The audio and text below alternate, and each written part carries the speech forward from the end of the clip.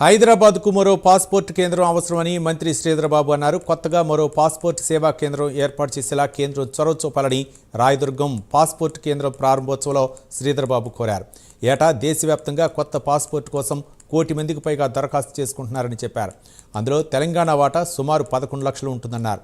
నగరం అభివృద్ధి చెందుతున్నందున మరో పాస్పోర్ట్ కేంద్రం ఉండాలన్నారు మంత్రి శ్రీధరబాబు. ఇతర దేశాలకు పోయినప్పుడు, ఇతర ప్రాంతాలకు పోయినప్పుడు మన సొంత దేశంలో కూడా ఇది మన ఐడెంటిటీకి ప్రతీక. దీనికి సంబంధించి కొత్త టెక్నాలజీస్ని ఉపయోగించుకొని ఒకటి ఈ పాస్పోర్ట్ని విధానాన్ని కూడా చేస్తున్నప్పటికీ ఇంతకుముందు పెద్దలు విశ్వేశ్వర రెడ్డి గారు చెప్పినట్టు ఈ రాష్ట్రంలో దాదాపు ప్రతి సంవత్సరం 11 లక్షల మంది పాస్పోర్ట్ అప్లికేషన్ పెట్టుకుంటారు.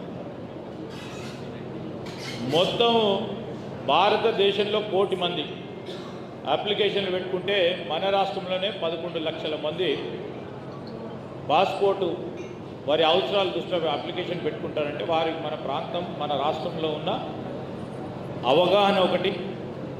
రెండవది, ఇతర దేశాలకు పోయి